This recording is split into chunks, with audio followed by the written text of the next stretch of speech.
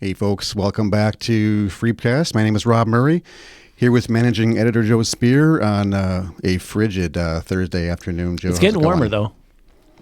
I saw the outlook for the next few days is a good one. Yeah, 40 by the weekends. So really volatile weather. I guess it's just keeping us on our toes, from minus 19 to plus 40. That's 60 degrees.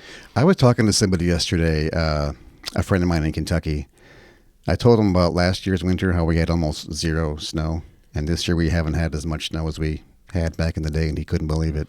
Yeah, they're getting hammered in Kentucky. I've talked to people out there, too, with our newspapers out there. They're getting floods and snow they've never had and all kinds of things like that. Oklahoma was on the phone to them yesterday. They're getting worse snow than we are, although they freak out when it's a dusting. That is true. Because nobody knows how to drive, and they don't need snowplows. But my daughter lived in St. Louis for a couple of years, and if they got a half inch of snow, the city shut down. They shut down. There was nothing. You couldn't do anything. Yeah, we call that Tuesday. Uh-huh. Fun. It's nice about being in Minnesota. We kind of are used to floods and snow and heat. Yeah, I'm not getting super used to it anymore as you get older, Right. Sometimes it's like, got to get south. Interesting stuff happening in the news on a good note, and we've pushed, editorialized and supported all efforts for affordable housing in this community.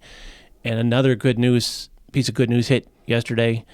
The Affordable Housing Trust Fund is probably going to double. And this is City of Mankato, Blue Earth County contribute to this thing.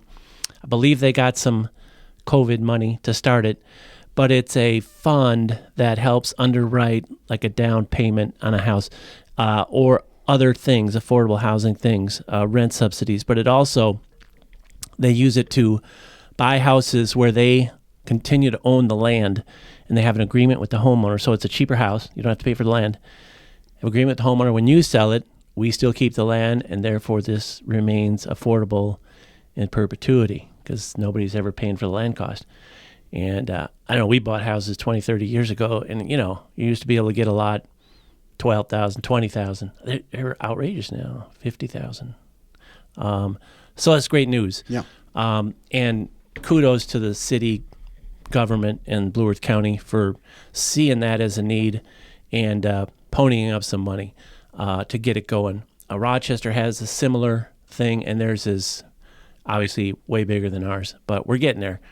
And on that same affordable housing note, we had a nice front page story today. Brian Arla went into the Walnut Towers, the old high-rise downtown that was for folks who have a lower income and some people with disabilities there. And it was nice because it was in downtown and close to the grocery stores. And it became in such disrepair 2 years ago that this trellis company, it works with a lot of nonprofits, came in, bought it. I thought the interesting thing today in the story, they said they bought it before they had the financing lined up, which is really nice that someone will take a risk like that on affordable housing. But kudos to them because they remodeled the whole thing. And it's great, and people have their rooms and their new countertops and their new appliances. And so we got a tour of that. But what another cool thing to happen for affordable housing in our community. You can certainly tell it's on our Facebook page. It's one of the things that keeps coming up over and over again. So you can tell that this town really wants that to happen. Yeah, and the city of Mankato made it its number one strategic plan when they decided that last fall. It was going to be infrastructure or something like that, but the city staff and council heard so much from people that they made affordable housing the number one thing here. Now we just got to get North Cato to start thinking about it. And I think at least the thinking is changing a little bit over there. Before it was, kind of old school ideas that the Mankato problem. We don't want, those people moving in here. So cool for us getting affordable housing. Affordable housing leads to everything else and success in your life. You have a roof over your head. You can get a job. You can have stable life. I want to see that, and they're going to start building, right, the sort of supportive housing that's one step above the homeless shelter. But now it looks like the homeless shelter is going to happen as well in the next cycle. So they're going to, I think they're starting to build the supportive housing again. I think it's down by Cub.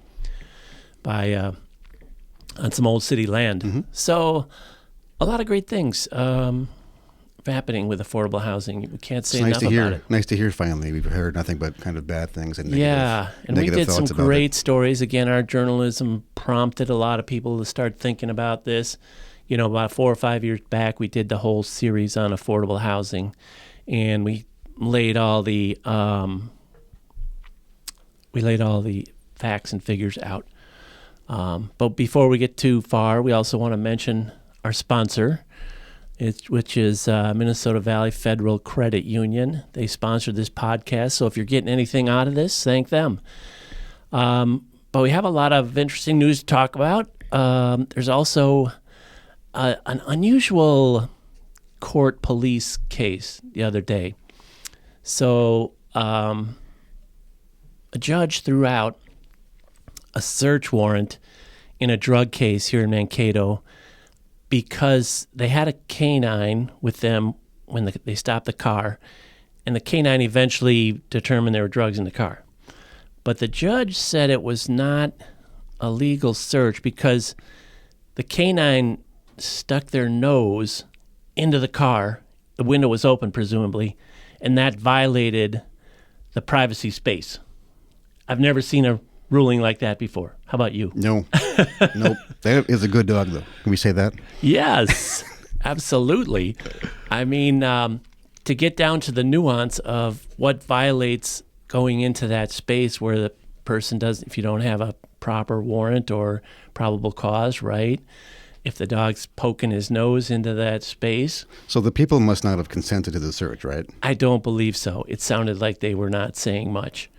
So it got thrown out by a local judge. So it could be appealed because just yesterday, now this incident happened, I believe, last fall with the dog search.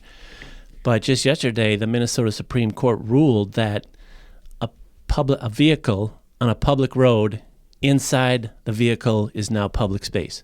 So presumably searchable as a public space would be searchable. So how is that going to affect this? That'll be interesting. We talked earlier. What my question was is the ruling now retroactive to that kind of case? Because if it is, that I would think you could. I mean, if you're going to appeal this case, if the police, and maybe they don't appeal. Police don't appeal much when they have these search and seizures that are thrown out. Not a minor one, I don't think. I mean, if it was a big drug bust, that they needed and it sounded like it wasn't addiction. Even fentanyl; it was meth. So that will be interesting. I'd be surprised if they went back to that case. They're already busy enough with current stuff, but they could. I hear from our friends at the Public Defender's Office, so more and more cases are going to trial, and for some reason. And they're not always the government is not always winning, which is what our public defender would say. But the good ones, anyway. Yeah. So interesting police case. Another high-speed chase by a juvenile. A juvenile cruising 14 from Janesville, heading our way, 100 miles per hour. Police thought they had blocked it. You know, the Janesville called us, and we blocked the road, and she got around that somehow, and they tried stop sticks, you know, those things you throw on the road that are supposed to puncture your tires. Apparently, she got around those. She must be a pretty darn good race car driver. She got around that, and the reason she was going so fast, wasn't there a reason? She had an argument with her mother, and her mother threatened to take away her driving privileges. If she wasn't like home on time or something. I imagine so, but now I imagine that punishment is even more. Yeah. She's not driving. This is all allegedly. We don't know. We haven't talked to the girl or the mom or anybody else. So it's just going in a police report as what they record on a police report. And she eventually, I think, took a turn too fast, right, and then hit some fence and some bushes, and then got out of the car and ran, and they tracked her down and caught her. And like I said earlier, who hasn't been there before? Yeah. A lot of these high-speed chases, gosh, I know they're scary. And the Janesville people, you know, they did the right thing. They stopped chasing her because that's what you're supposed to do. Yeah. But then they eventually got her, and so. I know it's not a laughing matter. Actually, it's speed does kill. Yeah, but, it's dangerous when people are going 100 mile per hour too. I can't even imagine what that looks like if you're watching it or it's coming at you. Certainly you've gone 100 miles an hour in a car. I don't know if I have. I don't recall. Then Isn't that what Nixon said? You haven't lived, my friend. Yes. I missed a headline here because it related to homelessness again and homeless. The Vets Homeless Program was going to lose federal aid. The one over by Lake Dorothy, by the mall, which was, it's got to be about 10 years old. Paul and Dorothy Radical donated the money. Very kind folks. And it's been going well. It helps veterans avoid homelessness, and then if they have substance abuse, they get treatment. Well, it was going to lose money, and I'm not sure if it was a federal grant that was related to the current politics and everything going on, but it seems like it was. And then the city of Mankato has been finagling their federal funds. A few months ago, they got Pipestone wasn't using their federal funds, so we got their federal funds. So somebody's in there working these programs, knowing how to do this. And that is really cool. I don't know if it's Nancy Bokelman down at City of Mankato. She's really knowledgeable, or some other people. So anyway, we had this money that could backfill the loss of the veterans home. So again, another thing where we're really, kudos to all the folks who work on housing, because they are doing a great job. Yeah, it was a great move with the city. It was. It was Restaurant Week for the first time this week. It was. Got some Mankato Restaurant Week. Got some Star Tribune attention for that one. It did, and I think it was on Twin Cities TV as well. So we can mention our sponsor again here, Minnesota Valley Federal Credit Union. Thanks a lot for sponsoring this. But yeah, Restaurant Week.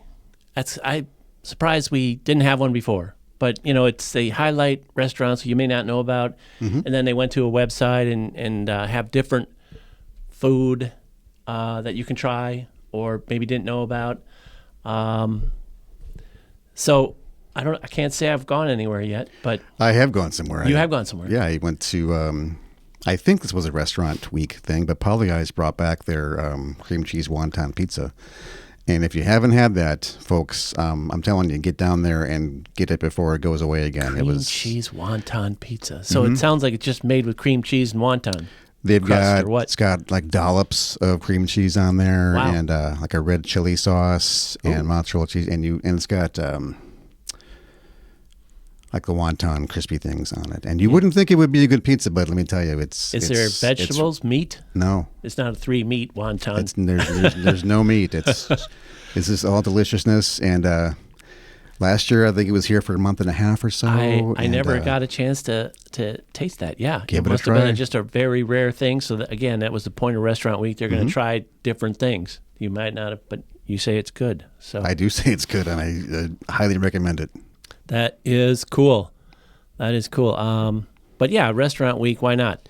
Why not promote restaurants? It'd be really cool to, and I think, speaking of restaurants and other things, food and drink, we didn't have the beer expo. Somebody emailed us. We didn't have the beer expo this year. No. Wonder what happened. I don't know what happened with that. If you know what happened to it, call us. Usually we get the guys. A lot of people. The guys who promote that are usually not shy about calling us up. I wonder if there was something they couldn't get the space. I don't know. Huh. I think last year's was still well attended. I feel like it always is well attended, yeah. And there's just a lot of sampling going on too. But yeah, our own brew pub Mankato Brewery is done. It's gone. It's gone. Did you get a chance to get out there before it closed? I think I did. They announced it several months ago, so I was looking for, to have the final say or whatever. I made my last trip there too. Yeah. What else do you have going on? Cameras in the streets of Mankato. That we got some city council, right, a few weeks ago. Yeah. Saw this proposal for more cameras in downtown Mankato and elsewhere. Security, safety, and it's something like, our story said in 2005, we started with about 35 cameras installed in downtown area. That's grown to 300 in the city center and 541 citywide. Does that seem like a lot of cameras Seems for like a lot 45,000 people? Seems like a lot of. Well, we're 100,000 people if you include North Cato, the metro statistical area. Seems like I don't know. one camera for every 100 people at least. It seems like a lot of cameras. If we're just catching speeders and bad guys, it's one thing. I hope it just is limited to justifiable use. I guess they're going to have AI now too, and so they're going to have. They don't have it turned on yet, I guess, but surely don't. So someone is in a red T-shirt and blue jeans. AI can somehow figure out. They're looking for a guy in red T-shirt and blue jeans. Yeah. And where they might be and where they might come across another camera. I don't know. A little scary. If you're the family of a victim of that guy in the red T-shirt and blue jeans, you're probably totally on board with this. Yeah. But generally speaking, I don't have a good feeling about feeling watched by 500 cameras in my community. Yeah. I don't like it. Yeah. So here's what Chief Clifton says about that. AI-backed software will allow it to be done much more quickly and automatically. In fact, police will be able to input descriptors for a person of interest. Give me anybody wearing a red shirt and blue jeans within that time frame, Clifton said, offering an example. And the system could potentially generate sequential matches from the video as the person moved around the city. This is a tip to all criminals to change your outfit several times a day. So public safety would have a digital breadcrumb trail.